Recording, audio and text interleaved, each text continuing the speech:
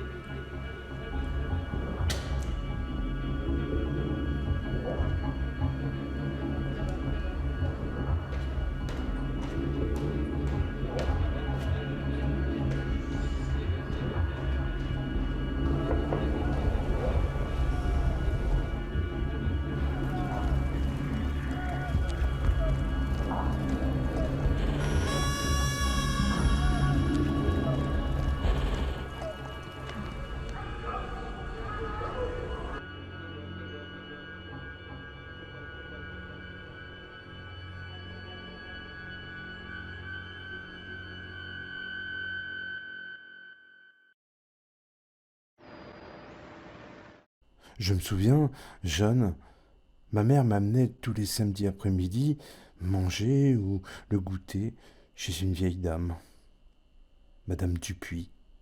Ma mère me répétait: tiens-toi bien, Madame Dupuis, cette dame a connu les camps. Je suis d'une génération qui a croisé des gens qui sont rentrés des camps. Mais enfant, je ne savais pas vraiment à quoi ça correspondait. Mais je me souviens d'une chose. Chez Madame Dupuis, son salon bien rangé, ses petites nappes en dentelle. Ça sentait la chicorée. Il y avait toujours des petits biscuits.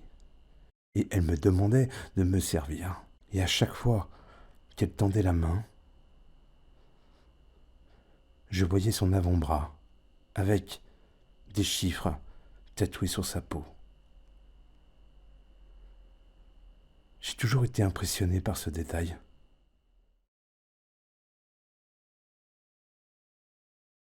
Et puis, au début de mon adolescence, j'ai eu ma première crise de boulimie de lecture. Et le samedi après-midi, je partais en ville une fois par mois, acheter mon 33 tours comme un Graal. Je commençais à traîner sur les quais des bouquinistes. J'ai bien connu le père Pénard, achalandé, avec un gros rayon sur les années 40. J'ai lu quelques livres sur le sujet des années 40. La résistance, les camps, la guerre. Mais je suis tombé sur un livre différent. Un livre d'un auteur femme. Aucun de nous ne reviendra. Dans mon caractère, je me suis posé la question, on ne revient pas d'où? C'est ce qui m'amène à ma curiosité de commencer à ouvrir le livre. Ce livre écrit par une femme, Charlotte Delbo. Charlotte Delbo est née en 1913, dans l'Essonne. Parents immigrés italiens, formation de sténodactylo. En 1932, elle adhère chez les jeunes communistes. En 1934, elle rencontre son futur mari, Georges Dudache, communiste engagé. Elle se marie en 1936 et un an plus tard devient secrétaire du grand acteur Louis Jouvet, alors directeur du théâtre de l'Athénée. L'été 1941, Charlotte Delbo accompagne la troupe de l'Athénée pour une tournée en Amérique du Sud. Georges Dudache, son mari, engagé dans la résistance intérieure, est resté à Paris. Arrivée en Argentine, elle décide de rentrer à Paris et de rejoindre la clandestinité contre l'avis de Louis Jouvet. En rentrant à Paris, Charlotte rentre dans la clandestinité et dans la résistance. Elle tape à la machine des tracts et des journaux clandestins. En février 1942, de nombreux membres de leur réseau de résistance communiste sont pris en filature. Les arrestations se multiplient. Georges, Maï Politzer, Daniel Casanova, Lucien Dorland, Lucienne Langlois, Germain et André Piquant, Jacques Decour. Et de filature en filature, l'étau se resserre sur Georges Dudache et Charlotte Delbo, qui sont arrêtés le 2 mars 1942 par les brigades spéciales de la police française. Dans un premier temps, Charlotte Delbo est emprisonnée à la Santé. Elle reverra son mari une dernière fois, le 23 mai. Dudache est fusillé le jour même au Mont-Valérien. Charlotte Delbo arrive à Auschwitz le 24 janvier 1943. Le convoi des 31 000 à destination d'Auschwitz-Birkenau. Dans ce convoi, il y a 4 wagons qui regroupent 230 femmes françaises, les seules femmes françaises déportées à Auschwitz. Ces femmes françaises sont réparties sur 4 wagons. 3 wagons de 60 à 70 femmes et un 4e wagon de 27 femmes où se trouve Charlotte Delbo. J'ai rapidement comparé 2 dates 2 dates et 2 personnes. Rudolf Heuss a quitté une première fois Auschwitz le 11 novembre 1943. Charlotte Delbo est arrivée avec le convoi des 31 000 le 24 janvier 1943. Ces 2 personnes, aux destins différents, qui ne se sont sûrement jamais croisées, sauf peut-être sur la liste des détenus, Charlotte et Rodolphe, dans la zone d'intérêt. Charlotte Delbo a gardé pendant 20 ans le manuscrit d'aucun de nous ne reviendra, l'emportant partout avec elle, sans pouvoir se décider à le faire publier.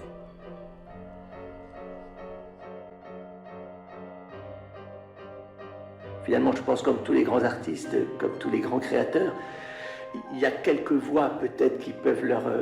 mais ce qu'elle avait fait était à la fois tellement violent, si difficile à écouter à l'époque où elle l'a fait. Donc elle était quand même entourée de gens qui doutaient, hein, de gens qui disaient c'est une écriture très violente, c'est presque illisible, on ne peut pas lire ça. Quand il y a eu la représentation de qui rapportera ces paroles, bon, les gens étaient souvent choqués, très choqués, anéantis un petit peu, et ils disaient est-ce qu'on peut sortir d'un spectacle avec ces sensations-là? Il y a de tels risques dans son écriture, je pense que c'est important de le remarquer. Il y a vraiment le choix de risquer quelque chose. Elle l'a payé assez cher, ce risque de son vivant, parce qu'elle a senti qu'il y avait beaucoup de réticence, de frilosité, de sensation d'être un peu agressée par les lecteurs, par les critiques aussi.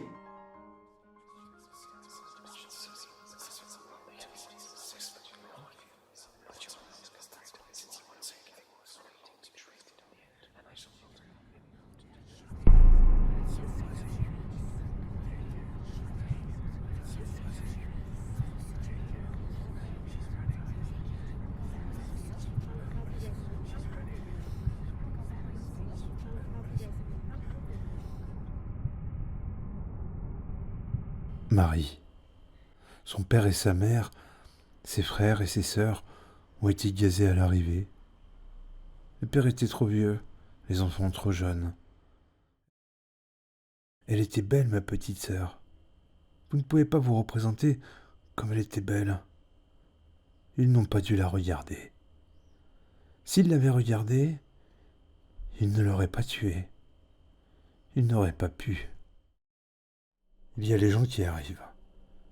Ils cherchent des yeux dans la foule de ceux qui attendent ceux qui les attendent. Ils les attendent, ils les embrassent et ils disent qu'ils sont fatigués du voyage.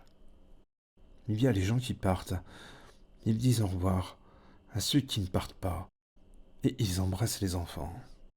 Il y a une rue pour les gens qui arrivent, une rue pour les gens qui partent. Il y a un café qui s'appelle à l'arrivée et un café qui s'appelle au départ. Il y a des gens qui arrivent, il y a des gens qui partent.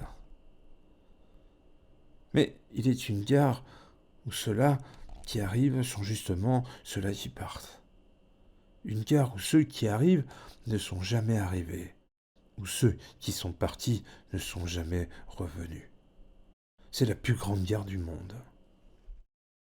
Ils y arrivent après des jours et après des nuits, ayant traversé des pays entiers. Ils y arrivent avec les enfants, même les petits qui ne devraient pas être du voyage. Ils ont emporté les enfants parce qu'on ne se sépare jamais des enfants pour ce voyage-là. Ceux qui en avaient ont emporté de l'or, parce qu'ils croyaient que l'or pouvait être utile. Tous ont emporté ce qu'ils avaient de plus cher, parce qu'il ne faut pas laisser ce qui est de plus cher quand on part au loin. Tous ont emporté leur vie. C'était surtout sa vie qu'il fallait prendre avec soi. Et quand ils arrivent, ils croient qu'ils sont arrivés en enfer. Possible. Parce qu'ils n'y croyaient pas. Ils ignoraient qu'on prit le train pour l'enfer. Mais puisqu'ils y sont, ils s'arment et se sentent prêts à l'affronter, avec les enfants, les femmes, les vieux parents, avec les souvenirs de famille et les papiers de famille. Ils ne savent pas qu'à cette gare-là, on n'arrive pas. Ils attendent le pire. Ils n'attendent pas l'inconcevable. Et quand on leur crie de se ranger par 5 hommes d'un côté, femmes et enfants de l'autre, dans une langue qu'ils ne comprennent pas, ils comprennent à coups de bâton. Et se rangent par 5, puisqu'ils s'attendent à tout. Les mères gardent les enfants contre elles. Elles tremblent qu'il leur fût enlevé. Parce que les enfants ont faim et soif et sont chiffonnés de l'insomnie à travers tant de pays. Enfin, on arrive. Elles vont pouvoir s'occuper d'eux. Et quand on leur crie de laisser les paquets, les édredons et les souvenirs sur le quai, ils les laissent, parce qu'ils doivent s'attendre à tout. Ils ne veulent s'étonner de rien. Ils disent on verra bien. Ils ont déjà tant vu. Ils sont si fatigués du voyage. La gare n'est pas une gare. C'est la fin des rails. Ils regardent et ils sont éprouvés par la désolation autour d'eux. Il y a ceux qui viennent de Varsovie avec des grands châles et des baluchons noués. Il y a ceux qui viennent de Zagreb, les femmes avec des mouchoirs sur la tête. Il y a ceux qui viennent du Danube avec des tricots faits à la veillée dans les laines multicolores. Il y a ceux qui viennent de Grèce. Ils ont emporté des olives noires. Il y a ceux qui viennent de Monaco. Ils étaient au casino. Ils sont en frac, avec un palstron que le voyage a tout cassé. Ils ont des ventres et ils sont chauves. Ce sont des gros banquiers qui jouaient à la banque. Il y a les fillettes d'un pensionnat avec leurs jupes plissées, toutes pareilles, leurs chapeaux avec rubans bleus qui flottent. Ils tirent bien leurs chaussettes en descendant. Et elles vont gentiment par 5, comme à la promenade du jeudi, se tenant par la main et ne sachant. Que peut-on faire avec des petites d'un pensionnat qui sont avec la maîtresse? La maîtresse leur dit « Soyons sages, les petites. » Elles n'ont pas envie de n'être pas sages. Il y a les intellectuels. Ils sont médecins ou architectes, compositeurs ou poètes. Ils se distinguent à la démarche et aux lunettes. Eux aussi ont vu beaucoup de leur vie. Certains ont même beaucoup imaginé pour faire des livres. Et rien de leur imagination ne ressemble à ce qu'ils voient ici.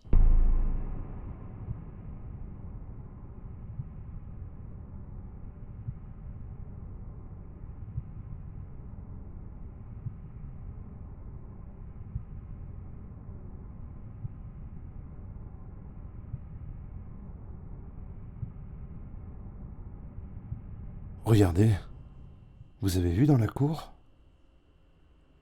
D'abord, on doute de ce qu'on voit. Il faut les distinguer dans la neige. Il y en a plein la cour, nus, rangés les uns contre les autres, blancs, d'un blanc qui fait bleuter sur la neige. Les têtes sont rasées, les poils du pubis droits, raides. Les cadavres sont gelés, blancs, avec les ongles marrons. Les orteils dressés sont ridicules, à vrai dire. D'un ridicule terrible. Boulevard de Courtais, à Montluçon, j'attendais mon père aux Nouvelles Galeries. C'était l'été, le soleil était chaud sur l'asphalte. Un camion était arrêté, que des hommes déchargeaient, on livrait des mannequins pour la vitrine. Chaque homme prenait dans ses bras un mannequin qu'il disposait à l'entrée du magasin.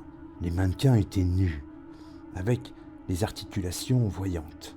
Les hommes les portaient précieusement. Les couchaient près du mur, sur le trottoir chaud. Je regardais, j'étais troublé par la nudité des mannequins. J'avais souvent vu des mannequins dans la vitrine avec leurs robes, leurs souliers et leurs perruques, leurs bras pliés dans un geste maniéré. Je n'avais jamais pensé qu'ils existaient nus, sans cheveux. Je n'avais jamais pensé qu'ils existaient en dehors de la vitrine, de la lumière électrique, de leur veste. Le découvrir me donnait le malaise que de voir un mort pour la première fois. Celles qui sont couchées là dans la neige, ce sont nos camarades d'hier. Hier, elles étaient debout à l'appel. Elles se tenaient 5 par 5, en rang, de chaque côté. Elles partaient au travail. Elles se traînaient vers les marais. Hier, elles avaient faim. Elles avaient des poux, elles se grattaient. Hier, elles avalaient la soupe sale. Elles avaient la diarrhée et on les battait. Hier, elles souffraient. Hier, elles souhaitaient mourir. Maintenant, elles sont là, cadavres nus, dans la neige. Elles sont mortes au bloc 25. La mort au bloc 25 n'est pas la sérénité qu'on attend d'elles. Pendant des jours, elles avaient eu faim et soif. Soif surtout. Elles avaient eu froid, couchées presque sans vêtements sur des planches, sans paillasse ni couverture. Enfermées avec des agonisantes et des folles. Elles attendaient leur tour d'agonie ou de folie. Le matin, elles sortaient. On les faisait sortir à coups de bâton. Des coups de bâton à des agonisantes, à des folles. Les vivantes devaient traîner les mortes de la nuit dans la cour. Parce qu'il fallait compter les morts aussi. On entendait des hurlements. C'était des hurlements de la nuit. Puis le silence. L'appel était fini. C'était le silence du jour. Les vivantes rentraient. Les mortes restaient dans la neige. On les avait déshabillées. Les vêtements servaient à d'autres. Tous les 2 ou 3 jours, les camions venaient prendre les vivantes pour les emporter à la chambre à gaz. Les mortes, on les jetait au four crématoire. La folie devait être le dernier espoir de celles qui entraient là. Quelques-unes, jamais plus de 3 au bloc 25. On les voyait au grillage des fenêtres. Elles suppliaient « À boire, à boire !» Il y a des spectres qui parlent. Regardez. Oh, je vous assure qu'elle a bougé, celle-là. L'avant-dernière, sa main, ses doigts se déplient, j'en suis sûr. Les doigts se déplient lentement. C'est la neige qui fleurit en une anémone de mer décolorée. Ne regardez pas. Pourquoi regardez-vous ? Implore Yvonne, les yeux agrandis, fixés sur le cadavre qui vit encore. Mange ta soupe, Cécile. Elles n'ont plus besoin de rien. Maintenant que je suis grande, je peux regarder des mannequins nus sans avoir peur.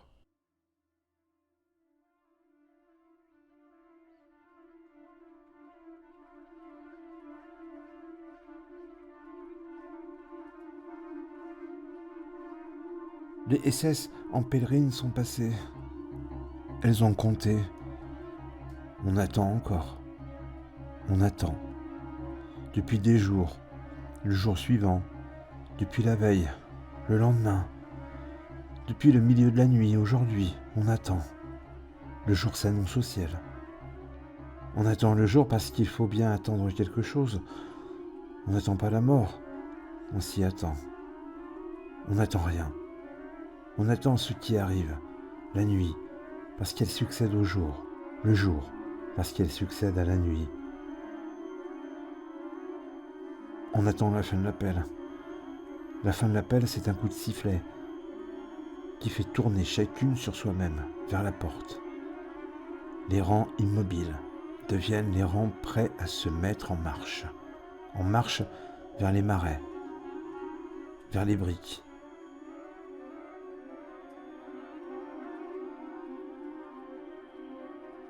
Aujourd'hui, nous attendons plus longtemps que d'habitude. Le ciel pâlit plus que d'habitude. Nous attendons... Quoi ? Un SS apparaît au bout du chemin. Vient vers nous. S'arrête devant nos rangs. Au caducée, sur sa casquette. Ce doit être un médecin. Il nous considère lentement. Il parle. Il ne hurle pas. Il parle. Une question. Personne ne répond. Il appelle Dolmetscherin. Marie-Claude s'avance. Le SS répète sa question et Marie-Claude traduit. Elle demande s'il y a parmi nous qui ne peuvent pas supporter l'appel. Le SS nous regarde. Magda, notre chef de bloc, qui se tient près de lui, nous regarde et se mettant un peu de côté, cligne légèrement des paupières. En vérité, qui peut supporter l'appel? Qui peut rester debout immobile des heures, en pleine nuit, dans la neige, sans avoir mangé, sans avoir dormi? Qui peut supporter ce froid pendant des heures? Quelques-unes lèvent la main. Le SS les fait sortir des rangs, les compte. Trop peu, doucement. Il dit encore une phrase à Marie-Claude, qui traduit encore. Il demande s'il n'y a pas d'autres âgés ou malades qui trouvent l'appel trop dur le matin.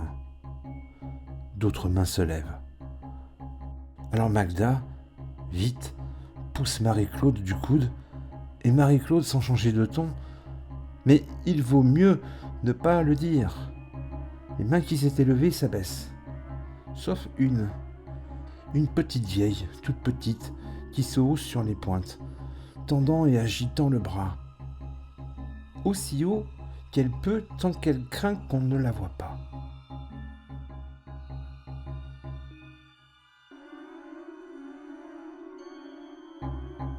Le SS s'éloigne. La petite vieille s'enhardit. « Moi, monsieur, j'ai 67 ans. » Ses voisines lui font « Chut !» Elle se fâche. Pourquoi l'empêcherait-on?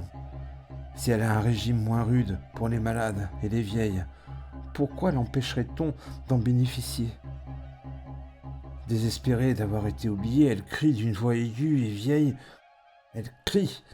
« Moi, monsieur, j'ai 67 ans. » Le SS entend et se retourne. « Comme ?»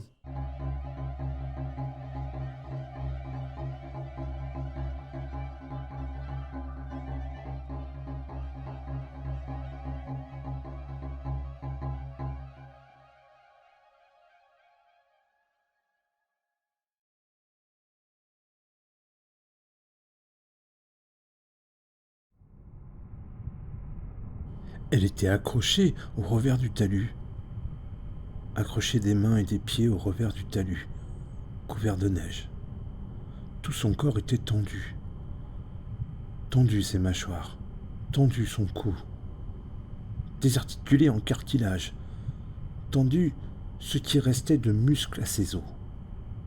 Elle était arc-boutée de l'index à l'orteil. Mais chaque fois qu'elle soulevait une main pour s'agripper plus haut et essayait de gravir le talus, elle retombait. Son corps devenait d'un coup flasque, misérable. Puis elle relevait la tête et on suivait sur son visage le travail mental qui se faisait au-dedans d'elle-même pour réajuster ses membres à l'effort. Ses dents se serraient, les côtes se marquaient en cercle sous son vêtement collé, un manteau civil. Une juive, ses chevilles se raidissaient et elle essayait à nouveau de se hisser à l'autre rive de neige. Elle tourne la tête comme pour mesurer le chemin, regarde vers le haut. On voit grandir l'égarement dans ses yeux, dans ses mains, dans son visage convulsé. Chacun de ses gestes, lent. La voilà au creux du fossé, avec ses mains qui grattent, ses pieds qui cherchent la pesanteur de sa tête, qu'elle soulève avec effort. Son visage est maintenant tourné vers nous. Les pommettes sont violettes, accusées. La bouche gonflée, violette noire, les orbites avec de l'ombre au fond. Son visage est celui du désespoir nu. Longtemps elle lutte contre l'indocilité de ses membres pour se remettre d'aplomb. Elle se débat comme noyée. Puis elle tend la main pour se hausser à l'autre rive. Ses mains cherchant prise, ses ongles griffent la neige. Tout son corps se tend dans un sursaut. Et elle s'affaisse, épuisée.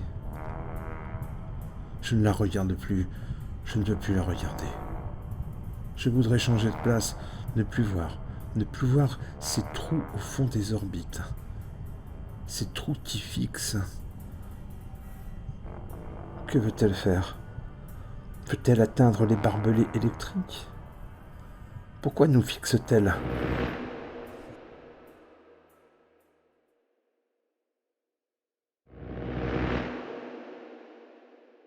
Le chef de bloc, Magda, une Slovaque, demande le silence et dit quelque chose que Marie-Claude traduit. Il faut des volontaires. Ça ne sera pas long. Les plus jeunes. Il paraissait impossible d'obtenir encore le plus petit effort de nos bras, de nos jambes, pour notre groupe. C'est Cécile qui se lève. J'y vais. Et se chausse. Il faut y aller. Savoir ce qui se passe. À son retour, ses dents claquaient, au sens propre, avec le bruit des castagnettes. Elle était glacée et elle pleurait. Nous la frottions pour la réchauffer, pour arrêter ces tremblements qui nous gagnaient et nous l'interrogions comme on interroge un enfant avec des mots bêtes. C'était pour ramasser les mortes qui étaient restées dans le camp. Il a fallu les porter devant le bloc 25. Il y en avait une qui vivait encore. Elle suppliait, elle se pendait à nous. Nous voulions l'emporter quand quelqu'un a crié « Sauvez-vous ! Nos camarades y sont déjà ! Celles qui ont été prises tout à l'heure !» Alors nous les avons laissées et nous avons couru. La mourante me tenait aux chevilles.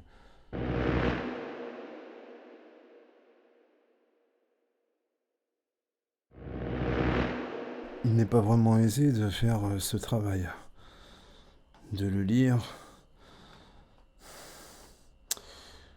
Et l'humanité n'en a jamais fini avec tout ça.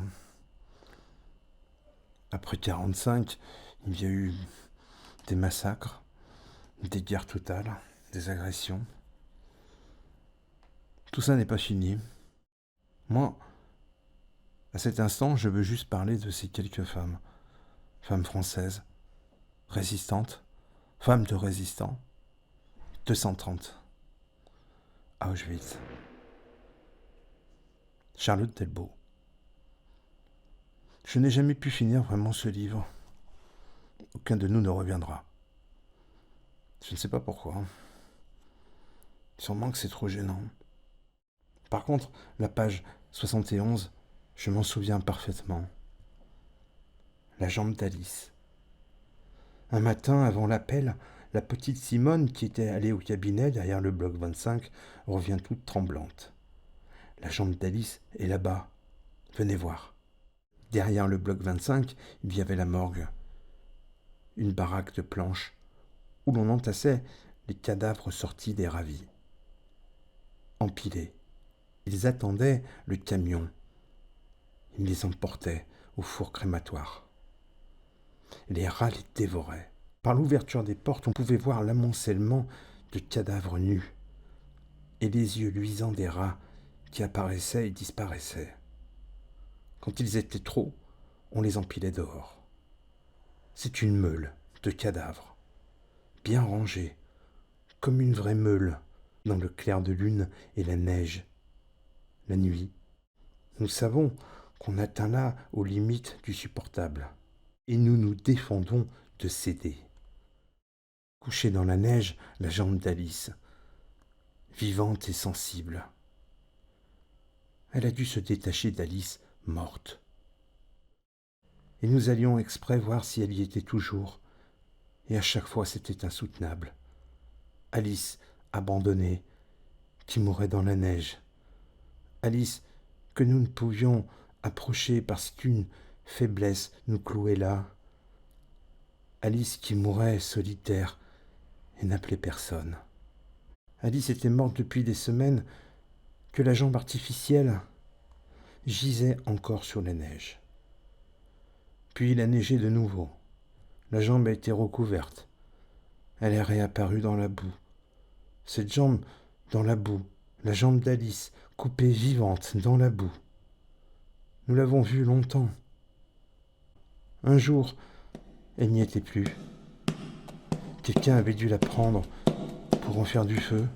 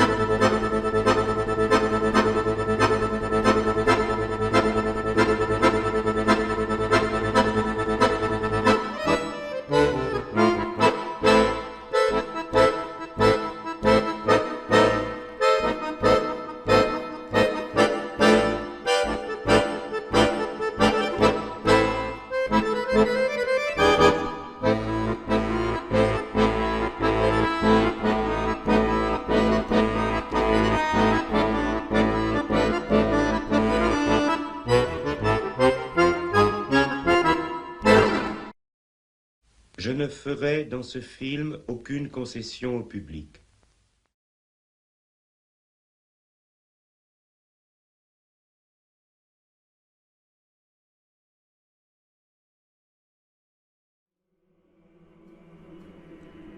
« 11 mars 1946. Arrestation de Rudolf Heuss. Rudolf Heuss, 46 ans, placé à l'isolement dans l'aile C. Il est assis, les pieds dans une bassine froide, les mains serrées sur les genoux, les frottant l'une contre l'autre. Il a expliqué qu'il souffrait d'engelure depuis 15 jours et que tremper ses pieds dans l'eau froide calmait la douleur.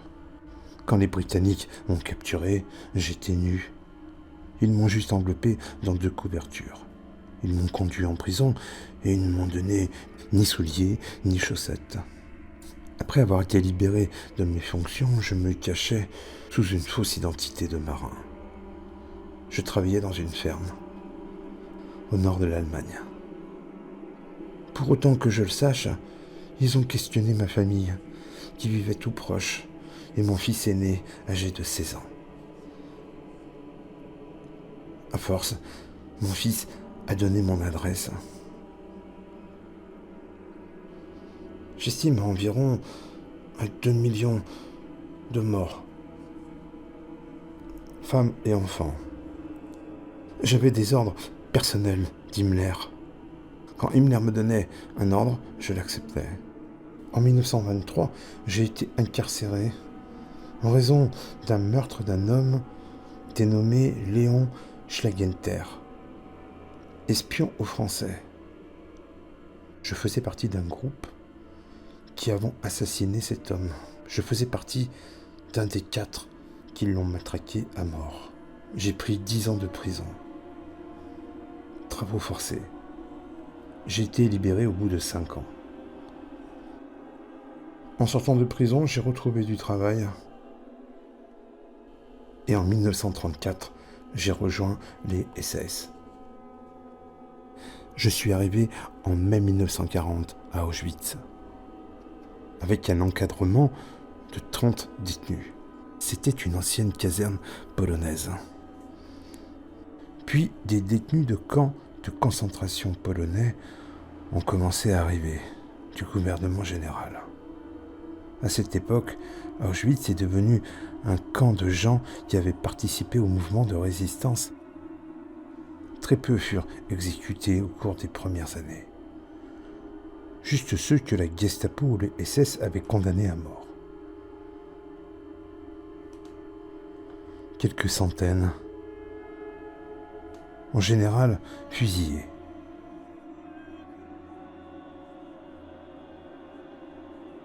Je me souviens qu'au printemps 1941, Himmler est arrivé en tournée d'inspection. Il m'a ordonné d'agrandir le camp. Et tout a été mis à ma disposition. 5000 hectares. J'ai reçu l'ordre de construire plusieurs grands ateliers de charpenterie. D'assécher les marais.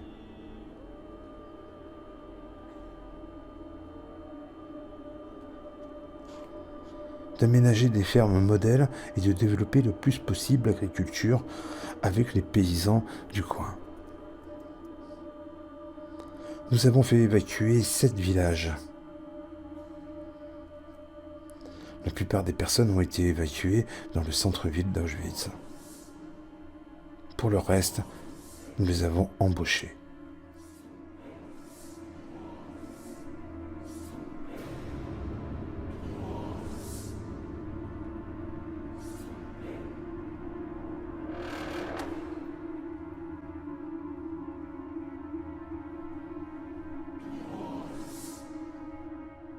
Dans le courant de l'été 1941, j'ai été appelé à Berlin pour rencontrer Himmler. J'ai reçu l'ordre d'organiser des camps d'extermination. Le Führer avait ordonné la solution finale du problème juif. Nous, les SS, devions exécuter ses plans. C'était une tâche rude. Himmler m'a ordonné de soumettre des plans précis concernant mes idées sur la manière dont le programme d'extermination devait être exécuté à Auschwitz. J'étais censé inspecter un camp à l'est, à savoir Treblinka, et tirer les leçons des erreurs commises là-bas. Quelques semaines plus tard, Eichmann m'a rendu visite à Auschwitz. Il m'a indiqué qu'il fallait s'attendre au premier convoi du gouvernement général de la Slovaquie. Il a ajouté que cette action ne devait être retardée en aucune façon. Entre-temps, j'avais inspecté le camp de Treblinka. Les premiers convois sont arrivés à Auschwitz. J'avais 2 vieilles fermes un peu éloignées du camp que j'avais transformées en chambres à gaz. J'avais fait abattre les cloisons entre les pièces, cimenter les murs extérieurs pour empêcher les fuites. Les premiers convois ont été conduits là, et ils ont été gazés ou zyklonbés. Très vite, les ingénieurs ont réfléchi à un système industriel, chambre à gaz et crématorium. Les convois n'arrivaient pas tous les jours, et quand ils arrivaient par 2 ou 3 trains. Il fallait faire vite.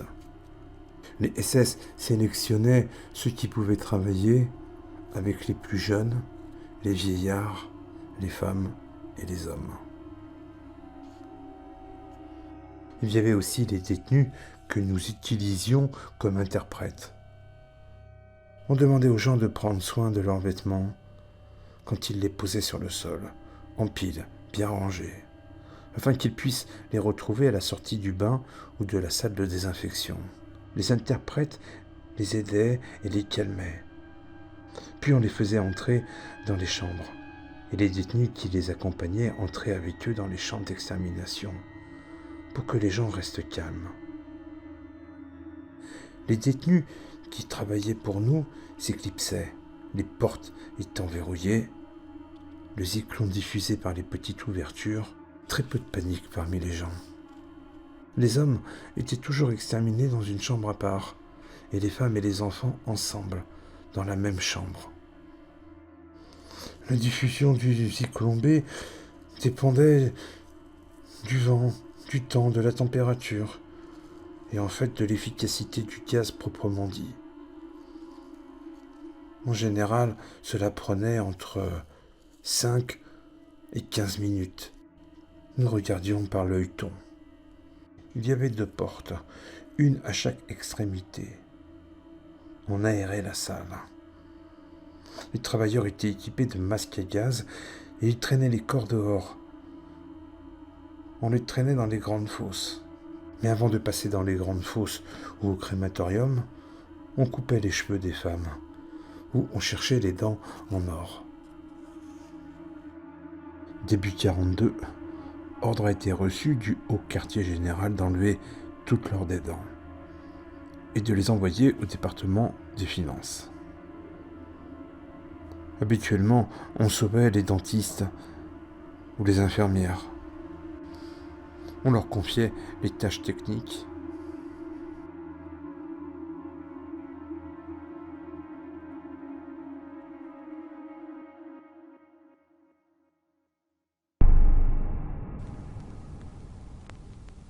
Je ne ferai dans ce film aucune concession au public.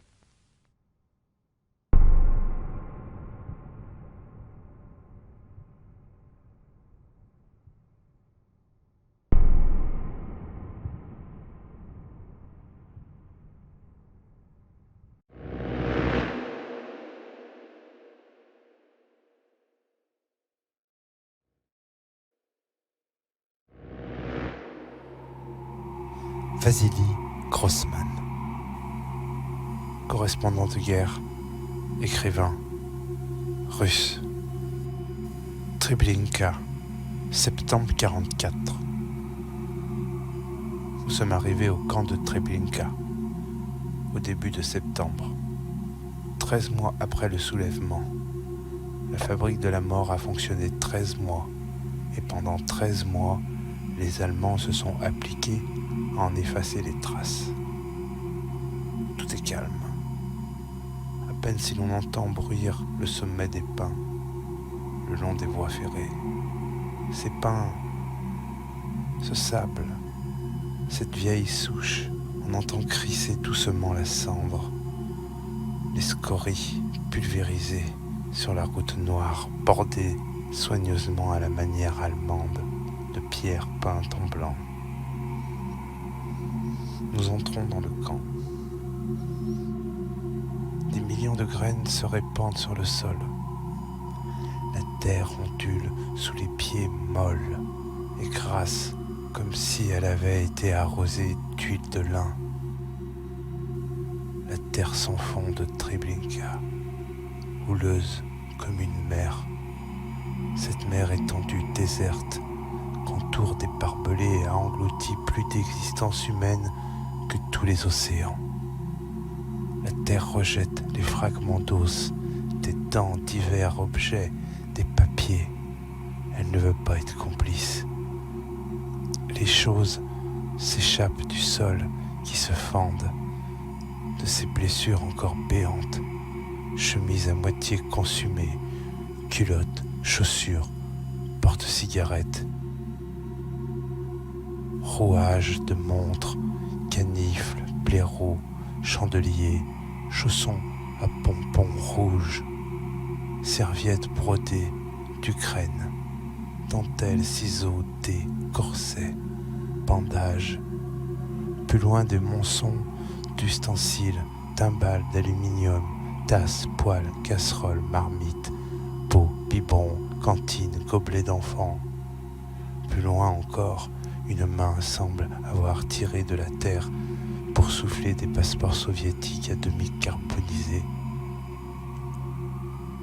des carnets de route en bulgare, des photographies d'enfants de Varsovie et de Vienne, des lettres puériles, des vers écrits sur des feuilles jaunes, des livrets d'heures, des cartes de ravitaillement, et partout des flacons à parfum vert, bleu, rose.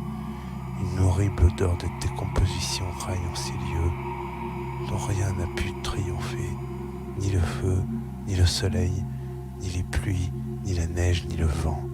Nous continuons à avancer sur cette terre où le pas s'enfonce.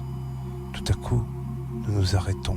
Des cheveux épais, ondulés, couleur de cuivre, de beaux cheveux de jeunes filles piétinés, puis des boucles blondes, de lourdes tresses noires sur le sable clair, et d'autres encore.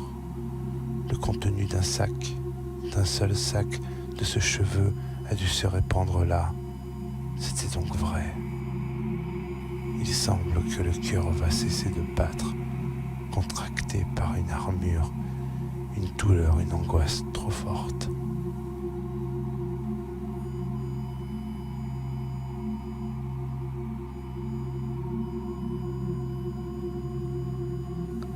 Un embranchement à voie unique partait de la station de Treblinka et s'enfonçait dans les bois vers le camp. Ce camp devait être maintenu secret. On dit que 2 cheminots allemands jugés sûrs devaient prendre les commandes du train de la gare de Treblinka. Mais des cheminots polonais ont témoigné avoir mené les trains. Les conducteurs n'entraient pas dans le camp.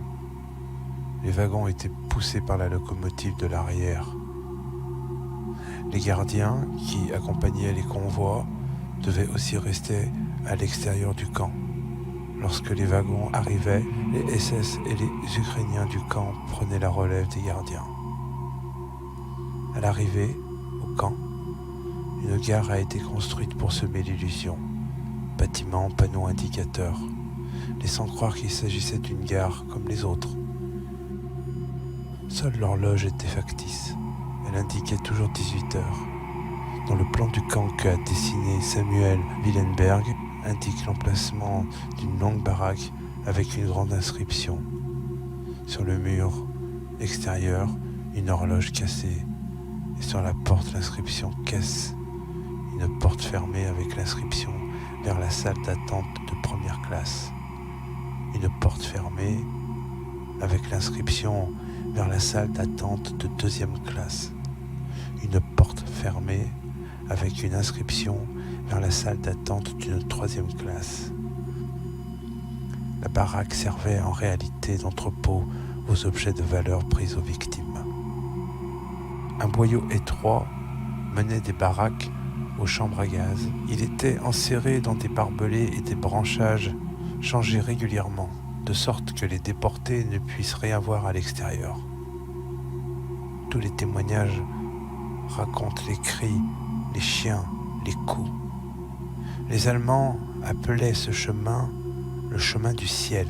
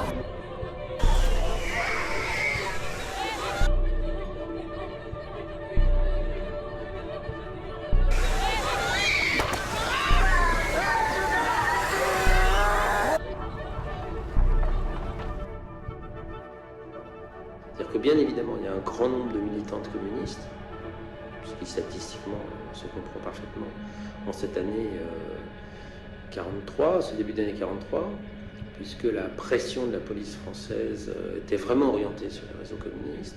Mais il y a aussi des catholiques, mais il y a aussi des résistants d'autres bords.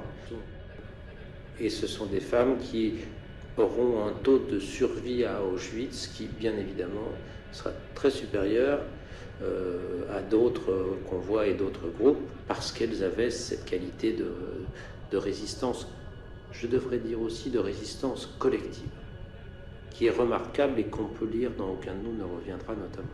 Toutes celles qui reviennent peuvent dire qu'elles reviennent grâce aux autres, parce que nous sommes aidés d'une façon extraordinaire.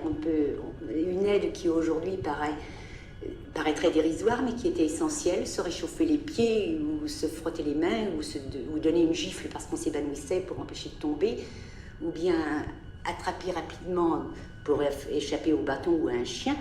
Cette espèce de vigilance que chacune a exercée sur toutes celles qui l'entouraient.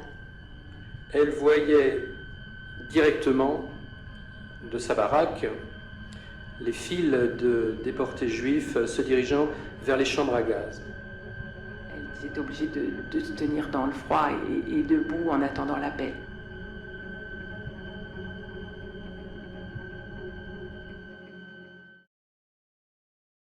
Parce que je suis assez...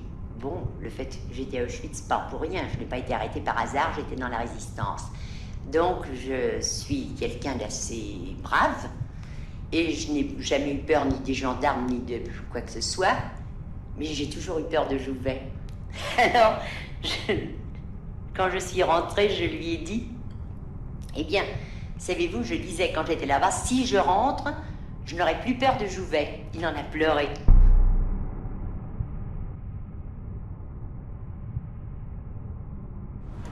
Toutes ces fleurs, c'est magnifique. Oui, ici il y a des azalées. Ici c'est le potager. Avec les herbes aromatiques, du romarin. Ici de la betterave rouge. Là c'est du fenouil. Quel beau tournesol. Oui. Et ici il y a du chou rave. Les enfants adorent le chou rave. Je me suis marié en 1929. Ma femme aujourd'hui a 38 ans. Nous avons 5 enfants, âgés de 2 ans et demi jusqu'à 16 ans. J'ai été heureux en ménage avec ma femme et ces 4 années passées à Auschwitz. Ma femme et mes enfants vivaient en ville. Je n'ai connu aucun problème. Il travaille tout le temps, même quand il est à la maison. Mais il adore ça. Une petite abeille industrieuse. Oui, exactement. Mais il a une telle pression sur les épaules. T'imagines même pas. Mais toi, tu vas bien? À ton avis?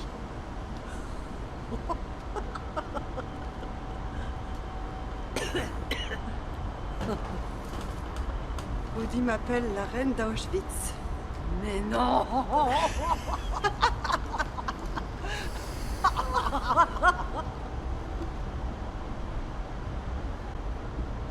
Non mais franchement, avoir tout ça, ici, sous la main. Oui, Tu t'en es vraiment bien sortie, ma fille. les tilleuls virent lentement au jaune. Ça sentait tellement bon quand ils étaient en fleurs. Et tout ça va pousser et tout recouvrir. Oui, oui. Tu verras quand tu reviendras.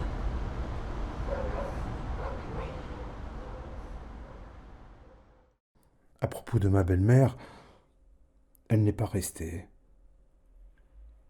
J'ai compris qu'elle était mal à l'aise. Le bruit incessant et la couleur des cendres. Elle n'est pas restée. Elle est repartie assez rapidement. Aujourd'hui, que ma vie est finie, je me rapproche de Dieu. J'ai été élevé catholique. J'ai quitté l'Église et je souhaite la retrouver.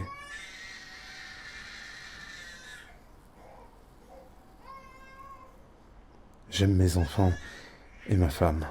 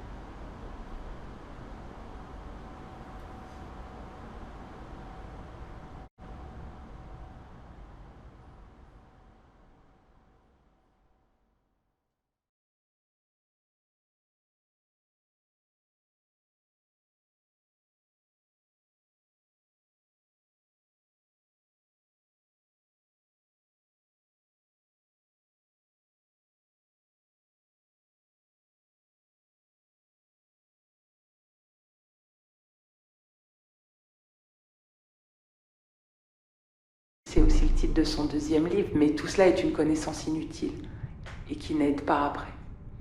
Alors il y a d'abord le retour, les 3 premiers mois du retour, qui sont des mois de trou noir absolu, qui sont des mois aujourd'hui on dirait de dépression, quoi. Effectivement, elle se laisse sombrer dans ce chagrin qu'elle ne s'est pas autorisée à vivre tout au long des années de déportation, de celles qui sont mortes. Elle a perdu son jeune frère aussi, elle l'a appris en rentrant. Enfin, la plupart de ses camarades sont morts, son monde s'est écroulé, donc il y a cette grosse dépression, mais dont témoignent également toutes ses camarades quand elle écrit Mesure de nos jours, c'est-à-dire le 3e tome de la trilogie, où elle retourne voir ses camarades 20 ans après le retour.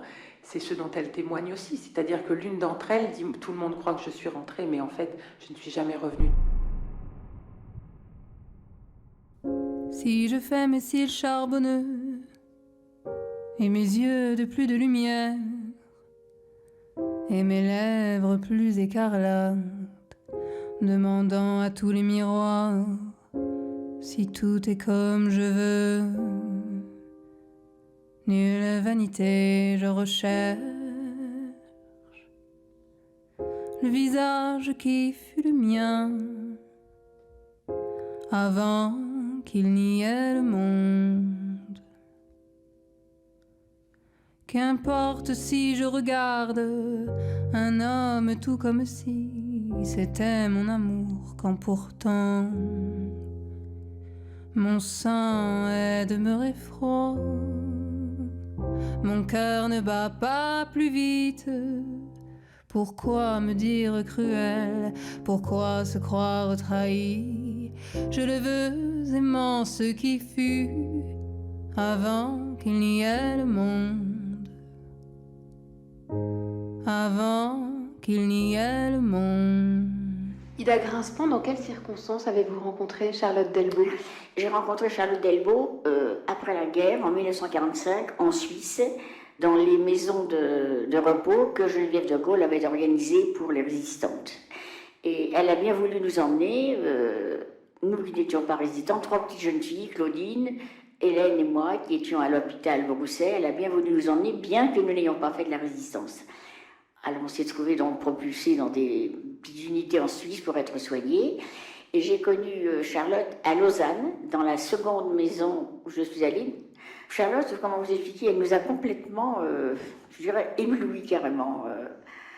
Elle avait une telle personnalité, nous on était toutes jeunes, elle était déjà une femme, ses cheveux avaient repoussé, nous on avait les cheveux très très courts, et puis elle était très drôle, elle a beaucoup d'esprit. Tout de suite on a aimé Charlotte.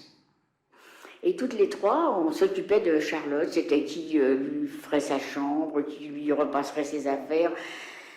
Vraiment, on avait un plaisir à s'occuper d'elle. Et j'avais entendu Charlotte dire après la guerre à des amis devant moi, elle disait oui, c'était l'heureux temps où j'avais 3 caméristes. Et vous parliez beaucoup, je suppose. De quoi étaient faites vos conversations à cette époque-là? On parlait beaucoup. Vous savez, non, Charlotte n'était pas avec nous. Hein. Charlotte n'était pas avec nous dans la journée parce qu'elle sortait. Elle allait mieux déjà. Nous étions comme convalescence. Elle allait mieux. Elle avait déjà l'autorisation de sortir. Elle se rendait à Lausanne. Des amis, je crois, lui avaient prêté un petit studio. Et elle écrivait son livre. Et nous, on savait qu'elle écrivait un livre. Mais elle n'en parlait pas. Donc, dans la journée, on ne la voyait pas, on la voyait à l'heure des repas, en dehors. Vous qui passez, bien habillé de tous vos muscles, un vêtement qui vous va bien, qui vous va mal, qui vous va à peu près. Vous qui passez animé d'une vie tumultueuse aux artères et bien collé au squelette, d'un pas alerte, sportif, lourdeau, rieur renfrogné. Vous êtes beau, si quelconque, et si quelconquement tout le monde, tellement beau d'être quelconque, diversement, avec cette vie qui vous empêche de sentir votre buste qui suit la jambe, votre main au chapeau, votre main sur le cœur, la rotule qui roule doucement au genou. Comment vous pardonnez d'être vivant? Vous qui passez bien habillé de tous vos muscles, comment vous pardonnez? Ils sont morts tous. Vous passez et vous buvez aux terrasses. Vous êtes heureux. Elle vous aime, mauvaise humeur, souci d'argent. Comment? Comment vous pardonnez d'être vivant? Comment vous ferez-vous pardonner par ceux-là qui sont morts? pour que vous passiez, bien habillé de tous vos muscles, que vous buviez aux terrasses, que vous soyez plus jeune chaque printemps. Je vous en supplie, faites quelque chose. Apprenez un pas de danse, quelque chose qui vous justifie, qui vous donne le droit d'être habillé de votre peau, de votre poil. Apprenez à marcher et à rire, parce que ce serait trop bête à la fin que tant soit mort et que vous viviez sans rien faire de votre vie. Je reviens d'au-delà de la connaissance. Il faut maintenant désapprendre. Je vois bien qu'autrement je ne pourrai plus vivre. Et puis mieux vaut ne pas y croire à ces histoires de revenants. Plus jamais vous ne dormirez si jamais vous les croyez, ces spectres revenants, ces revenants qui reviennent, sans pouvoir même expliquer comment. Pourquoi me dire cruel? Pourquoi se croire trahi? Je le veux aimant ce qui fut avant qu'il n'y ait le monde. Avant qu'il n'y ait le monde. Je ne suis pas vraiment sûr que Charlotte Delbos ait vu la période de l'épuration en France, en 1944. 300 000 dossiers sont instruits. Plus de 120 000 jugements sont rendus. Près de 50 000 condamnations à des prisons sont prononcées. 6 700 condamnations à mort sont prononcées. Mais moins de 800 sont effectives. Le reste, gracié ou commué. L'épuration de 1944 a constitué une étape majeure de la reconstruction politique et morale de la France. Mélange justice, vengeance, volonté de rétablir l'autorité de l'État, l'épuration sauvage et la collaboration horizontale chez les mondains, la tonte publique de milliers de femmes accusées d'avoir eu des relations avec des soldats allemands. Je me souviens qu'on les amenait une par une, elles criaient, elles pleuraient, elles disaient qu'elles étaient innocentes. On les traitait de tout, de traîtres, de salopes, de putes. Vous ne pouvez pas arrêter la foule, la populace quand elle est comme ça, c'est une véritable révolution, c'est affreux.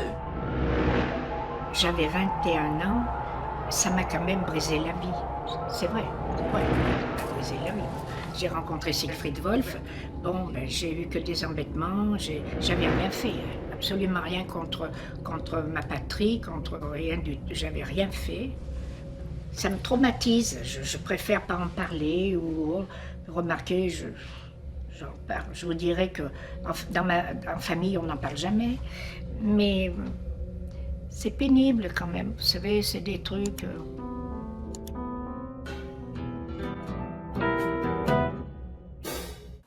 Je me rappelle des femmes tondues parce que à côté de la maison, il y avait une propriété où habitait une de mes copines, quoi. Ouais. Et sa mère a été tondue. Ah oui. C'était affreux. Ah oui, ça c'était... Affreux parce qu'ils l'ont tondue dans son jardin. Devant la gamine. C'était pour beau. Hein. Surtout enfin maintenant j'y pense. À l'époque, je n'ai pas raisonné. Mais maintenant j'y pense. Je pense que les Allemands occupaient sa propriété. Bon, bah, elle a dû coucher avec un Allemand. Bon. Auschwitz, cette ville où nous passions, était une ville étrange. Les femmes portaient des chapeaux posés sur des cheveux en boucle. Elles avaient aussi des souliers et des bas, comme à la ville. Aucun des habitants de cette ville n'avait de visage. Et pour n'en pas faire l'aveu, tous se détournaient à notre passage. Même un enfant qui tenait à la main une boîte à lait aussi haute que ses jambes en émail violet, et qui s'enfuyait en nous voyant. Nous regardions ces êtres sans visage. Et c'était nous qui nous étonnions.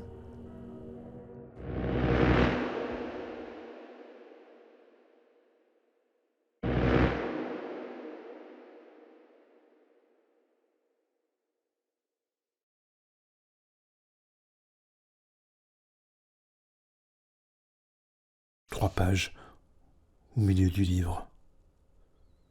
Pages 140, 141, 142. Un homme qui ne peut plus suivre. Le chien le saisit au fondement. L'homme ne s'arrête pas. Il marche avec le chien qui marche derrière lui, sur 2 pattes. La gueule au fondement de l'homme. L'homme marche. Il n'a pas poussé un cri. Le sang marque les rayures du pantalon. De l'intérieur, une tache qui s'élargit, comme sur du buvard. L'homme marche avec les crocs du chien dans la chair. Essayez de regarder ça. Essayez pour voir.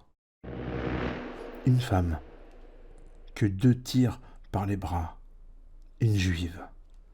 Elle ne veut pas aller au bloc 25. Les 2 la traînent. Elle résiste. Les genoux raclent le sol. Son vêtement tiré aux manches remonte sur le cou. Le pantalon défait, un pantalon d'homme, traîne derrière elle, à l'envers, retenu aux chevilles. Une grenouille dépouillée. Les reins nus. Les fesses avec des trous de maigreur, sales de sang et de sanie. Elle hurle. Les genoux s'arrachent sur les cailloux. Essayez de regarder. Essayez pour voir. Elle vivra aussi seule toute sa vie, comme si la mort de Georges Dudac, son jeune époux, était restée comme une plaie béante en elle. La mort de Georges est inconsolable chez Charlotte. Elle est, je pense, inconsolable chez la femme, chez la jeune femme qui a dit adieu à son mari avant qu'il ne soit fusillé.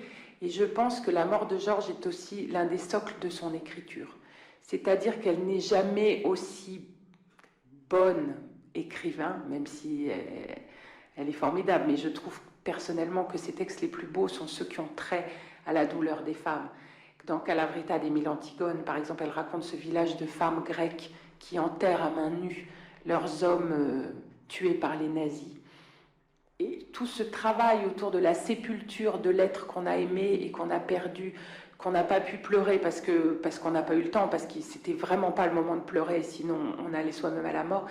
Tout ce travail de deuil qui ne se fait pas autour de Georges est aussi, à mon avis, l'une des fondations de son œuvre.